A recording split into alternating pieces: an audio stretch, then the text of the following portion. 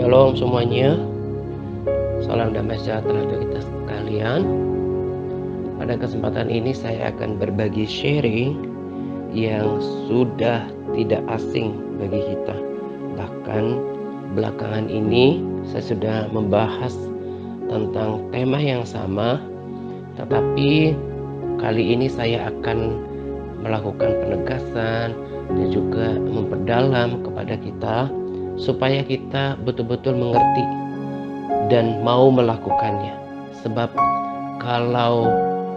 kalaupun kita tahu banyak, tapi kalau kita tidak melakukan bahkan bagian terkecil pun, itu tidak akan pernah berdampak apa-apa dalam kehidupan kita. Sebelum saya membagikan sharing yang juga berbentuk motivasi menurut saya gitu ya. Sebelum saya bagikan ke tema utamanya, saya mau sampaikan sesuatu yang membuat saya itu terberkati dan juga bersyukur. Saya nggak tahu bahasa yang tepat untuk mengekspresikannya, tapi menimbulkan nilai yang baik lah, kemudian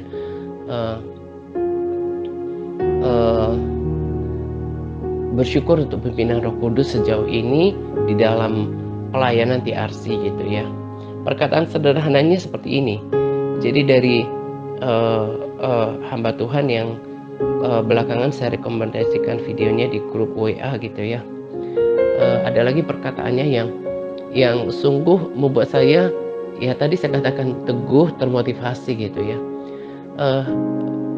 Beliau kan sudah melayani puluhan tahun. Kalau TRC itu baru jalan 8 tahun. Dan beliau berkata, sejak dulu saya kesaksian tentang neraka, tema-tema yang disampaikan itu tuh nggak pernah melenceng gitu ya, nggak pernah melenceng ya, nggak pernah ngomong ini terus kesana kemari gitu ya, tapi berputar di situ saja. Tapi yang berbeda kata beliau adalah ya mungkin judulnya, lalu yang ada pada sharing selanjutnya pada tema-tema khotbah beliau adalah memperdalam, mempertegas gitu. Karena sama seperti yang saya katakan gitu ya, ngapain ngomongin sesuatu yang nggak penting, sekalipun itu kelihatannya temanya wow gitu ya, bahasanya wow, bahasa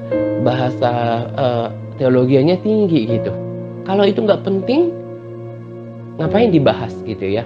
Nah, seorang yang sudah menggembalakan puluhan tahun gitu ya, puluhan tahun, dan Tuhan sudah pakai beliau luar biasa, tetapi pernyataan yang sama juga yang ya tepatnya ya meneguhkan hati saya gitu ya. Seseorang kalau udah dapatkan sebuah calling, sebuah visi yang daripada Tuhan, itu dia gak seperti orang meraba-raba gitu ya, mau gak jelas mau sampaikan apa, mau ngomongin apa, tetapi sungguh yang tertanam di dalam loh hatinya itulah yang di dalam bagian terdalam yang diterima daripada Tuhan, itu yang terus digelutin gitu ya, itu yang terus diomongin, karena itulah yang selalu dikomunikasikan oleh Tuhan, baik lewat firman-Nya maupun lewat persekutuan gitu ya. Nah, itu yang meneguhkan hati saya, karena saya kan juga seperti itu gitu ya. Bisa dicek video-video bahkan dari TRM, nggak ada warna yang menyimpang, nggak ada tema yang menyimpang.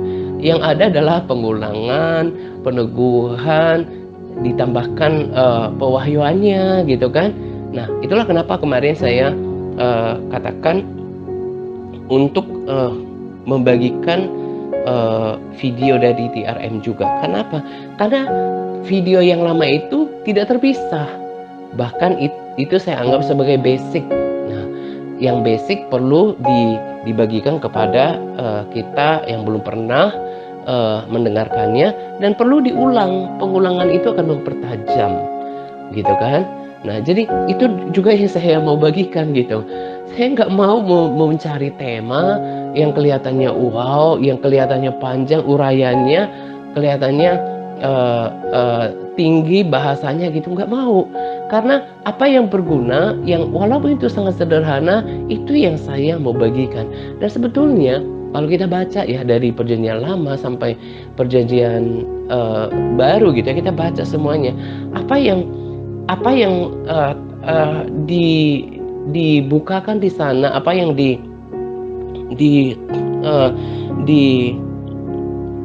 disimpulkan di sana, apa yang kemudian ya dijabarkan atau apalah istilahnya gitu ya, cuma hal yang sederhana. Jadi dalam mengikut Tuhan itu cuma hal yang sederhana. Bagaimana hati yang bersungguh-sungguh, tidak melihat latar belakang pendidikan orang, di mana dia tinggal, entah dia di gunung, di pedesaan, di perkotaan, di metropolitan, negara maju, enggak menjadi persoalan. Bahkan tadi saya katakan latar belakang pendidikan seseorang atau profesinya itu tidak menentukan, sebatas hati aja. Nah, itu erat kaitannya dengan apa yang saya mau bagikan hari ini gitu ya. Saya tulis judulnya adalah protokol masuk hadirat Tuhan. Saya ada lihat di beranda kanal YouTube saya tentang khotbah yang mungkin cenderung pengajaran dari salah seorang hamba Tuhan ternama dari Amerika, tapi saya belum sempat buka gitu ya. Nanti kalau ternyata memang ada sesuatu yang baru, saya pasti bagikan. Nah, tapi saya lebih berangkat dari dasar firman Tuhan hari ini gitu ya, dan praktik hidup saya gitu ya. Nah, sudah jelas dikatakan di sini gitu ya. Di Mazmur 100 ayat 4 saya ambil dari dua versi. Dikatakan seperti ini, masuklah melalui pintu gerbangnya. Nah, kita kan mau masuk ke hadirat Tuhan. Masuklah, itu sederhana sekali. Masuklah melalui pintu gerbangnya dengan apa? Dengan nyanyian syukur. Di perjanjian lama katakan, janganlah seorang pun datang kepada Tuhan dengan tangan hampa, gitu ya. Apalagi datangnya itu berdoa cuma laporan, cuma minta-minta, itu tidak akan pernah masuk pada hadirat Tuhan, pada persekutuan yang lebih dekat, yang lebih dalam dengan Tuhan. Protokolnya ya itu bahasa saya gitu ya. Kalau mau masuk mendekati Tuhan, itu sudah harus ini udah protokolnya gitu ya. Datang dengan membawa nyanyian syukur dalam segala bentuk. Mungkin dalam tidak selalu bentuk syair, tapi dengan bentuk kata-kata, dengan bermazmur dengan akal budi, bermazmur dengan bahasa roh. Pokoknya memuliakan Tuhan dulu gitu ya, bawa puji-pujian yang harum. Jangankan dengan Tuhan, dengan dukun saja katakan gitu, itu kan orang bawa sesajian, bawa persembahan. Orang mau sembahyang itu kan bawa sesajian gitu ya. Atau mungkin ketika seseorang berkunjung mungkin ke sahabat lamanya, ke keluarganya, kepada orang tuanya, kalau dia membawa oleh-oleh buah tangan, itu kan akan berbeda penyambutannya. Itu akan berbeda daripada orang misalnya ada seseorang, entah itu anak, entah itu saudara, entah itu sahabat gitu ya, dia datang mungkin dengan mobil yang mobil mewah gitu ya, dengan penampilan yang wah, tapi datang dengan tangan kosong, nggak bawa oleh-oleh, nggak bawa apa-apa gitu ya. Itu akan berbeda ketika tiba-tiba masuk ya, langsung bawa kantong-kantong plastik mungkin, atau ya tempat mungkin oleh-oleh atau buah tangan, itu akan berbeda penyambutan seseorang gitu ya. Itu bukan berarti orang itu, pengennya dikasih, enggak, tapi itu kan sudah tata krama gitu. Itu akan berbeda, Tuhan pun sama. Kalau mau masuk benar-benar di-welcome sama Tuhan, itu harus mulai dengan nyanyian syukur. Mulai bersyukur hari ini, Tuhan terima kasih. Tadi kan saya katakan mulai dengan kata-kata terima kasih Tuhan untuk hari ini, terima kasih. Ingat-ingat kesehatan itu mahal, terima kasih hari ini sehat. Tuhan pelihara, Tuhan ubahkan aku. Aku selalu banyak bersyukur dengan kata-kata. Lalu aku naikkan mungkin pujian, ku mau selalu bersyukur, Kau Tuhan yang setia, yang selalu menopang. Ku mau selalu bersyukur, Kau Bapakku yang setia. Jadi kalau bawa seperti itu, sesembahan seperti itu, pintu gerbang Tuhan itu akan langsung terbuka. Tapi kalau orang kemudian datang dengan diam-diam gitu ya, datang udah dengan malas-malasan, gak bawa ucapan syukur, gak berterima kasih, udah Tuhan berkatin hari ini, udah Tuhan jaga kesehatannya, masih sampai hari ini terpelihara, diam aja begitu. Gak bawa ucapan syukur, mungkin gak pintar bermazmur, gak bisa berdoa dengan bahasa roh, diam aja begitu gak bersyukur. Atau mungkin dia coba mulai mengucap syukur tapi gak dari hati, itu akan kering, gak bakalan terbuka gerbangnya Tuhan, gak akan masuk ke bagian yang terdalam. Saya bersyukur untuk pewahyuan ini. Dan ini saya katakan rumusnya itu sangat sederhana. Dan ini tidak ditentukan oleh di mana orang tinggal, latar belakang, status sosial seseorang, profesi seseorang, pendidikan seseorang. Enggak, siapapun bisa memuji Tuhan gitu. Ke dalam pelatarannya dengan puji-pujian, bersyukurlah kepadanya dan pujilah namanya. Di versi yang lain itu hampir sama, versi firman Allah yang hidup. Masuklah dengan penuh pengucapan syukur melalui pintu gerbangnya yang terbuka. Masuklah ke dalam pelatarannya dengan puji-pujian, bersyukur kepadanya dan pujilah namanya. Ku sembah Kau, Allah kuasa, tiada seperti Kau. Ku sembah Kau, Raja damai, itu yang ku rindukan. Ku puji Kau, Kaulah kebenaranku. Ku sembah Kau, Allah kuasa, tiada seperti Kau.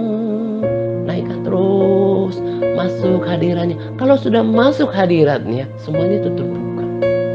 Terutama yang didapatkan adalah ketenangan batin, pikiran yang tenang, ya, itu akan membuat kita menang terhadap apapun yang terjadi sepanjang hari itu.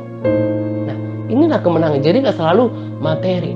Nah, kalaupun gunung masih ada di depan kita, tapi kalau kita punya kekuatan, kalaupun masih kesesakan ada, tapi kalau kita punya kekuatan batin, maka itu akan lebih mudah untuk dijalankan. Nah, ini yang saya katakan tadi, gak mesti melihat pengetahuan teologi seseorang, profesinya, pendidikannya.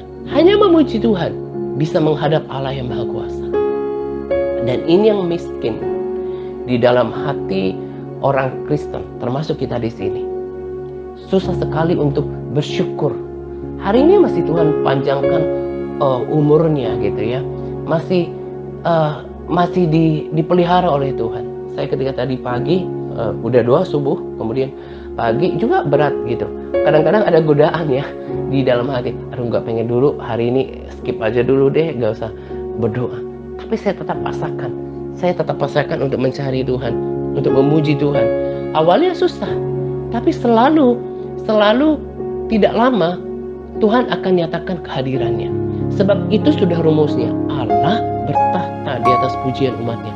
Kalau udah ada puji-pujian, Tuhan melirik.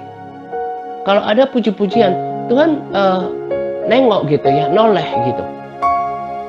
Kalau dia udah datang, apa yang diberkati oleh Tuhan dulu? Sama seperti ketika dia pertama kali menyatakan diri kepada murid-muridnya. Apakah ini uang, ini harta karun? Enggak kan? Tapi damai sejahtera. Damai sejahtera itu akan membangkitkan kekuatan, ketenangan batin, kejernihan dalam berpikir, mulai melihat perkara-perkara yang kekal, tidak lagi berfokus pada hal-hal yang dunia, mulai berfokus pada Tuhan, mulai ada keinginan bagaimana untuk hidup benar, hidup baik, menyenangkan hati Tuhan, excellent hari ini di hadapan Tuhan. Itu akan muncul energi yang positif, motivasi di dalam diri kita. Nah, ini yang kita dapatkan ketika Tuhan menyatakan hadiratnya. Saya akan memulai hidup saya dengan pujian penyembahan. Kalau ayat-ayat lain sudah terlalu banyak dan itu belum lama dibagikan. Dia akan kuat sampai menghadap Tuhan di Sion. Dia akan mengubahkan padang gurun menjadi tempat yang bermata air. Itu udah banyak sekali ayatnya. Saya hanya fokus sekarang untuk penekanan bahwa kalau mau masuk hadirat Tuhan, saya mau menikmati hadirat Tuhan tiap-tiap hari. Kekuatannya, damai sejahteranya, sukacitanya. Masuk dengan pujian penyembahan. Buktikan, dan saya yakin beberapa sahabat yang udah bertumbuh di sini udah langsung yes and amen untuk apa yang saya katakan, terutama firman Tuhan katakan. Sekalipun awalnya ketika berdoa itu berat, tapi ketika mulai mengulang-ulang pujian penyembahan dengan segenap hati kepada Tuhan, Engkau layak dipuji. Katakan dengan segenap hati, Engkau layak dipuji. Engkau mulia, Engkau ajaib. Sambil membayangkan kehebatannya, Tuhan akan datang, Tuhan akan menoleh. Dan kalau sudah rasakan hadirat Tuhan, dia akan menjadi kuat. Orang-orang yang mengikuti teladan saya pasti langsung berkobar hatinya. Betul, itu yang saya dirasakan. Persembahkan puji-pujian, cari dulu Tuhan, bermazmur dengan akal budi ataupun dengan bahasa roh. Silakan mana yang Roh Kudus tuntun. Tetapi intinya, kalau setiap hari dibuka dengan pujian penyembahan, bahkan ya porsi doanya sedikit pun kalau udah masuk dengan pujian penyembahan. Jadi makanya saya katakan di PPW kita itu jangan sampai doanya duluan gitu ya. Tinggikan dulu Tuhan. Makanya Tuhan ajarin muridnya berdoa, Bapa kami yang di surga, dikuduskanlah namamu. Jadi ada dulu datanglah kerajaanmu. Itu intinya adalah pesannya adalah temanya tinggikan Tuhan dulu, puji Tuhan, senangkan hati Tuhan, bawa persembahan yang tulus yang datang dari hati. Itu akan menyenangkan hati Tuhan, bukan cuma untuk Tuhan saja, tapi itu kan membangkitkan semangat kita, mendatangkan hadirat Tuhan dalam kehidupan kita, damai sejahtera, kekuatan. Saya kasih tahu, mereka siapapun yang melakukan ini dalam hari-harinya akan terjadi janji firman Tuhan dalam kehidupannya. Dia akan kuat sampai menghadap Sion dan dia akan tetap bertahan. Jadi dari dulu kan saya katakan cek doanya, kalau dia doanya baik, hubungannya sama Tuhan, yang jelas protokolnya adalah dimulai dengan bersyukur. Terima kasih hari ini masih sehat. Terima kasih Tuhan jagai sepanjang kawal malam. Tuhan sediakan dari hari yang lalu, Tuhan sediakan, Tuhan sertai, Tuhan tolong. Itu dikatakan kepada Tuhan, itu menyenangkan hati Tuhan. Dan dia tidak akan mungkin lemah. Karena saya sudah saksikan dalam kehidupan saya. Orang karena meninggalkan ini, malas membuka mulutnya untuk memuji Tuhan. Tidak mau memikul salib. Lemah sedikit, kompromi. Malas sedikit, kompromi. Nanti ini akan terus dilemahkan, dilumpuhkan oleh masalah, bahkan si jahat. Dan dia tidak akan pernah menyelesaikan panggilannya dengan baik. Apa yang kemarin kita baca dari ketika Daniel berkata kepada Nebukadnezar, ketika ditimbang itu terlalu ringan. Ketika kita baca versi lain, itu kan sama artinya terlalu tidak memuaskan. Nanti ketika kita menghadap Tuhan, entah oleh kematian atau kedatangan Tuhan, kita yang percaya rapture gitu ya, Tuhan lihat kamu ini gak memuaskan kesetiaannya, tidak memuaskan cara memuji, tidak memuaskan cara menyembah, cara hidupnya, semangatnya untuk melakukan kebenaran, dan Tuhan yang akan menimbang. Dan ini yang saya praktekkan dalam kehidupan saya. Saya ketika tadi saya menyembah gitu ya, luar biasa. Saya ingat aja kesaksian dari Donarik nih. Kemudian itu kan kesaksian yang menegaskan kesaksian Pastor Park yang udah kita tonton sebelumnya, udah cukup lama video pendeknya. Bahkan kalau di kesaksian tulisan itu rasanya minimal 2 kali, minimal 1 kali, ada 2 kali paling tidak yang menyatakan hal yang sama. Kita ini punya malaikat-malaikat yang menunggu kita, perbuatan baik apa, perbuatan benar apa, pujian penyembahan apapun, pemberitaan Injil, ya kan, pembacaan Alkitab untuk diangkut dan ditempelkan ke rumah kekekalan kita. Ya, saya tambah bersemangat lah memuji Tuhan. Ku mau selalu bersyukur. Saya memuji Tuhan dengan senang hati saya. Dan Tuhan itu tidak susah. Itu udah formulasinya. Itu kalau kita memuji Tuhan, Allah berkata, Tuhan pasti hadir. Sesimpel itu. Tapi banyak di antara kita menjadi kok kayak susah untuk masuk hadirat Tuhan. Karena apa? Dia tidak membiasakan dirinya. Dia tidak mendisiplinkan dirinya. Dari dulu kan saya katakan, mau dikhotbahi gereja besar, mau bergereja di gereja besar yang rame, yang banyak jemaatnya, hamba Tuhan yang diurapi, yang besar, itu tidak akan pernah membuat kerohanian kita bertumbuh baik kalau kita tidak berkomitmen melakukannya. Mungkin 10-20% ada pengaruhnya dari pengajaran, dari khotbah. Tapi kalau kita tidak melakukan bagian kita, memiliki jam-jam doa yang teratur, kita tidak melawan kemalasan, kelemahan kita, nggak mendisiplinkan diri, nggak akan maksimal. Saya katakan itu berulang kali. Di Mazmur 50 ayat 14 kurang lebih sama dikatakan, yang kuinginkan dari kamu ialah pengucapan syukur yang sungguh-sungguh. Tuhan sangat menginginkan pengucapan syukur yang sungguh-sungguh. Aku ingin kamu menepati janji-janjimu. Aku ingin kamu mempercayakan diri kepadaku dalam masa kesulitanmu, supaya aku dapat menyelamatkan kamu dan kamu dapat memuliakan aku. Tetapi puji-pujian yang sungguh-sungguh adalah kurban yang patut, yang benar-benar memuliakan aku. Puji-pujian yang sungguh-sungguh. Nah, kalau kita suka memuji Tuhan, Tuhan berarti berkenan kan? Mungkin belum jago dalam berdoa syafaat, entah nggak tahu mau doa apa. Tapi kan setiap orang bisa memuji, bisa menyembah Tuhan. Belum pintar bermazmur, belum dipenuhi dengan karunia berbahasa roh, belum mengalami kepenuhan Roh Kudus, belum bisa menyembah dalam roh. Tapi kan ada menyembah dengan akal budi, bisa bermazmur dengan akal budi. Engkau baik ya Tuhan, Engkau setia padaku.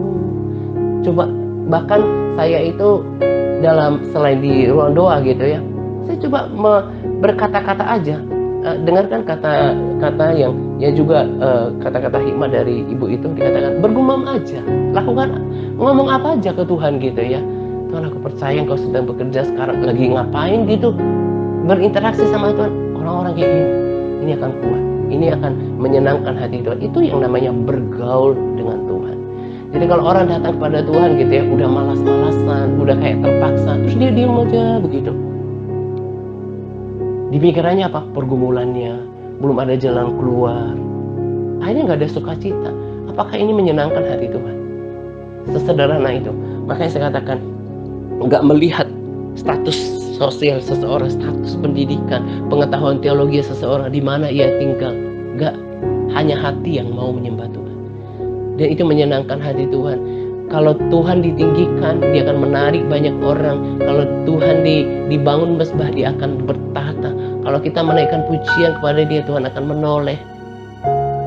Bukankah akan menjadi menyenangkan memuji Tuhan? Bahkan tadi yang saya katakan ketika saya memuji Tuhan gitu ya, aduh Tuhan betapa baiknya Engkau ya Tuhan. Tuhan berikan waktu hidup ternyata untuk berprestasi, untuk mengumpulkan banyak di surga. Jadi masa-masa hidup itu harus betul-betul dipergunakan untuk mempersiapkan kekekalan gitu ya.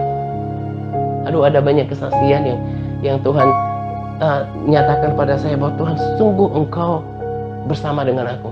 Itu kan sudah terbiasa kita tahu di Matius 28, aku akan menyertai kamu senantiasa sampai pada akhir zaman.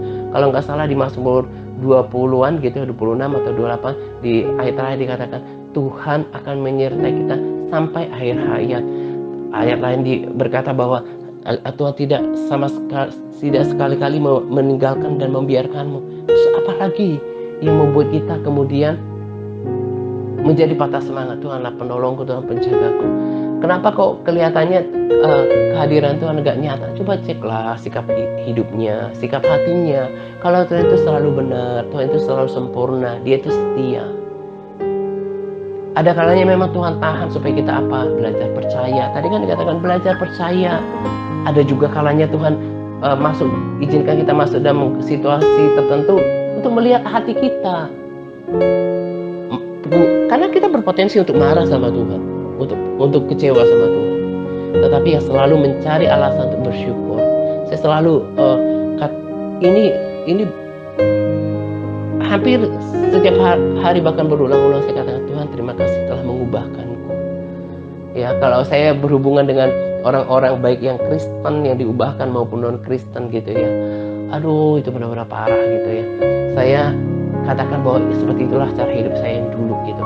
Selalu ukurannya uang, dan tidak ada yang namanya gimana caranya untuk berbuat baik sama orang ini. Kenapa? Karena pikiran mereka tertutup gitu. Kalau sekarang saya bersaksi bukan karena kehebatan saya, tapi saya bersyukur untuk tadi saya katakan Tuhan ubahkan saya. Kalau dulu selalu juga sama seperti mereka, pikirannya uang, yang penting aku. Tetapi kalau sekarang udah ngerti kebenaran, apapun yang kamu perbuat seperti untuk Tuhan. Dari Tuhanlah kamu akan menerima bagian yang ditentukan sebagai upah. Apa yang kamu tabur itu yang kamu tuai. Kemudian kumpulkan harta di surga. Apapun yang kamu lakukan, ya perbuatan baik, kebenaran, perbuatan hal-hal yang baik melalui kata-kata, lewat perbuatan, pemberian kalau kita mampu. Memberi itu kan tidak harus dalam jumlah banyak. Entah beri sekedar apa yang kita mampu dengan sukacita, semua itu naik ke surga. Itulah yang Wahyu katakan, perbuatan-perbuatan benar kita akan mengikuti kita dan bahkan sudah tersimpan di surga untuk menjadi tempat kekekalan kita. Orang kalau udah ngerti kebenaran kayak gini, gak terlalu hitung-hitungan lagi dalam memberikan waktu kepada orang. Kemudian dia akan menjaga kata-katanya, itu kan penuh bertanggung-jawaban. Dia akan berkata-kata yang bawa syukur kepada Tuhan dan memotivasi orang lain. Dia akan berbagi apa yang dimilikinya. Pikirannya, saya katakan, pikiran saya setiap hari selalu saya katakan, Tuhan buat saya maksimal hari ini ya, bahkan buat saya produktif, buat saya maksimal, bahkan buat saya excellent gitu, untuk melakukan segala sesuatu, terutama di hadapanmu untuk orang-orang yang bisa saya lakukan. Saya kata Tuhan kepada Esau, bukan Esau, siapa yang membunuh adiknya, udahlah lupa saya, ini juga on the spot, tiba-tiba gitu ya. Jadi dikatakan, apakah mukamu tidak akan bersedih kalau kamu berbuat baik? Nah, kalau kita berbuat baik, maka yang ada adalah sukacita, senang gitu ya. Saya kalau malam itu, aduh Tuhan terima kasih udah berbuat baik hari ini kepada orang ini gitu ya, akan berbeda. Nah, motivasi yang berbuat baik seperti itu datang karena apa? Kita bersentuhan, bergaul dengan Tuhan, sehingga kita bisa download, kita bisa berinteraksi dengan hati dan pikiran Tuhan gitu. Yang Tuhan mau kita melakukan kebaikan, kebenaran. Di Roma dikatakan orang yang akan menerima hidup yang kekal adalah mereka yang terus melakukan hal yang baik, hal-hal yang benar dari kehidupannya. Nah, waktu-waktu yang sekarang itu sebenarnya goalnya kita. Bagaimana setiap hari itu membawa pujian kepada Tuhan, melakukan hal yang baik lewat perkataan, lewat motivasi kita kepada orang lain gitu ya. Makanya pikirannya adalah yang positif, nggak lagi melulu persoalan. Nah, tapi justru ketika sebaliknya kita melakukan seperti ini, maka Tuhan berkenan, hati Tuhan disenangkan, maka dia akan menolong kita. Saya udah lihat pertolongannya bahkan kemarin gitu ya. Aduh Tuhan, saya pas saya dapat pertolongan itu gitu ya, saya kan putar tuh lagu dari Spotify gitu. Pas selesai udah urusan itu gitu ya, langsung ada nyanyi ada lagu yang saya suka. Jehovah Jireh, my provider, His grace is sufficient for me, for me, for me. Jehovah Jireh, my provider, His grace is sufficient for me. My God shall supply all my needs according to His riches and glory. He will send His angel charge over me. Jehovah Jireh is for me. Itu wajib berjoget. Ya, joget saya di hadapan Tuhan. Saya meluap dari hati saya dengan ekspresi yang berjoget-joget. Tuhan, You are my provider. Engkau adalah penyediaku. Pastilah Tuhan bertindak. Saya katakan seperti itu. Dan itulah hari-hari saya. Penuh dengan sukacita. Kita menjadi disorot oleh Tuhan. Ini orang menyenangkan hati Tuhan, selalu terkontak denganku. Jadi kapanpun kita dipanggil, kita nggak tertuduh dan kita berkenan kepada Tuhan. Dan kemarin ketika saya ngobrol dengan orang, perkataan yang sama udah sering saya dengarkan gitu ya. Dikatakan memang beda orang-orang yang katanya sih, ya pada umumnya lah harus mati. Beda, mereka lebih kuat, kemudian menanggapi masalah mereka lebih kuat, lebih tangguh berkata-kata, dan juga mereka pada pintar berdoa gitu ya. Nah itu kenapa? Jadi sebetulnya kalau kita udah dengar perkataan-perkataan saya kan ukurannya bukan cuma harismatik, tapi siapa yang melakukan bagiannya. Sebab doa itu kan adalah kehidupan. Ya gimana mereka nggak kaku dalam berdoa? Orang berdoanya cuma doa makan, ya kan? Orang-orang pada umumnya orang Kristen kan begitu. Kenapa jadi kikuk dalam menyembah Tuhan? Orang nggak hidup dalam pujian penyembahan gitu. Jadinya kaku gitu. Nah intinya di sini adalah siapa yang mau melakukannya. Nah itu yang menurut saya adalah praktik kekristenan yang benar. Makanya saya nggak kadang-kadang ya daging saya pengen sekali sih melayani dalam jumlah besar gitu. Tapi kan selalu saya kembali kepada firman Tuhan. Yang mau melewati jalan yang sempit, pintu yang sesak itu cuma sedikit. Yang mau didisiplinkan yang kayak gini, yang mau memuji Tuhan, menyembah Tuhan, mempersembahkan korban tiap hari, mendisiplinkan dirinya, melawan kelemahan kemalasan itu cuma sedikit. Jadi bagi saya itu lebih baik sedikit tapi memuaskan, berkualitas, daripada ditimbang ringan banyak tapi ditimbang ringan gak memuaskan. Nah itu yang membuat hidup saya tetap bersemangat. Dan orang-orang yang diubahkan, yang udah rasakan seperti yang saya rasakan, punya prinsip dan kehidupan yang sama, dia akan selamanya bersama-sama sampai pertandingan iman selesai. Mereka yang gak melakukan itulah yang kemudian merasa tertuduh, merasa terhakimi, merasa diserang gitu ya. Padahal apa yang saya bagikan itu kan poin-poin yang positif untuk dirinya sendiri. Nah kiranya apa yang saya bagikan ini terus membuat kita mengerti hanya bagian kita yang terpenting untuk membuat kita mengenal Tuhan, untuk membuat kita tumbuh gitu ya. Aktivitas di gereja itu baik, ya ada pertemuan, ada seminar, baik. Tapi kalau kita nggak follow up itu nggak akan berarti apa-apa. Nah karena itu saya katakan lakukan hal sederhana, berkomitmenlah untuk memuji Tuhan, belajar menyembah Tuhan setiap hari, ya, membangun kerohanian. Itulah yang menghadirkan Tuhan, membuat kita kuat, bahkan mengubahkan kita, membuat kekristenan itu menjadi menggairahkan. Akhirnya apa yang saya bagikan pada kesempatan ini memotivasi. Memang sih akan ada hati yang bebal, emang akan ada. Di setiap kumpulan itu akan ada. Didengarkan pun seperti ini yang udah semangat kayak gini, itu dianggapnya sampah. Itu akan ada. Tapi saya tetap percaya untuk sekarang yang paling tidak di MTRC Advance, saya yakin lebih banyak akan menangkap dan mau melakukannya. Dan kalaupun ada orang di luar grup WA yang mendengarkan ini di YouTube, saya tetap percaya akan ada yang mengikutinya, walaupun tidak lebih banyak, karena kan udah rumusnya begitu. Banyak orang yang akan berusaha tapi cuma sedikit. Gak lebih banyak, kata Tuhan, akan lebih banyak orang yang melewati pintu yang lebar, jalan yang luas dan pintu yang lebar itu. Yang lebih enak lah bersantai-santai, cukuplah ke gereja sekali seminggu, mendapatkan hadirat Tuhan sama-sama. Gak perlu yang berusaha sendiri mandiri cari Tuhan, gak perlu gitu ya. Tapi kata Yesus itu jalan kebinasaan gitu. Nah jadi kiranya ini menggugah hati orang yang masih tadi setengah-setengah itu belum kategori yang bebal gitu ya. Karena memang ada orang yang bebal nggak mau diajar. Nah, yang setengah-setengah itu ngikutin yang sahabat setia yang saya maksudkan tadi, bisa memikirkan untuk mengambil tindakan bahwa harus memuji Tuhan setiap hari. Itu yang membuat saya kuat dan bersemangat. Itu yang membuat saya hidupnya berkenan, melewati semuanya sampai pertandingan iman selesai, dan bangun rumah di surga. Ini sebagai motivasi dengan semuanya, pembacaan firman, doa-doa, pujian, penyembahan, persembahan, melakukan hal yang baik dan benar. Itu justru makanya saya katakan tadi, ya Tuhan, Engkau itu baik banget ya. Justru Engkau berikan waktu buat saya untuk hidup itu supaya saya mempermegah, salah satunya mempermegah rumah saya di surga nanti. Jadi ini kesempatan untuk berbuat baik, mendoakan orang, mendoakan kota. Nah kalau kayak gini ya pasti bersemangat kekristenannya, gak bakalan yang akhirnya undur daripada memuji Tuhan. Kenapa? Karena selalu dipengaruhi dengan sukacita. Orang-orang yang undur menjadi bosan, kenapa? Pikirannya itu masalah, belum ada jalan terbuka. Ya begini, gak mungkin berkenan di hadapan Tuhan. Ya, jadi apa yang saya sampaikan ini, saya sangat nikmati dan inilah kehidupan saya.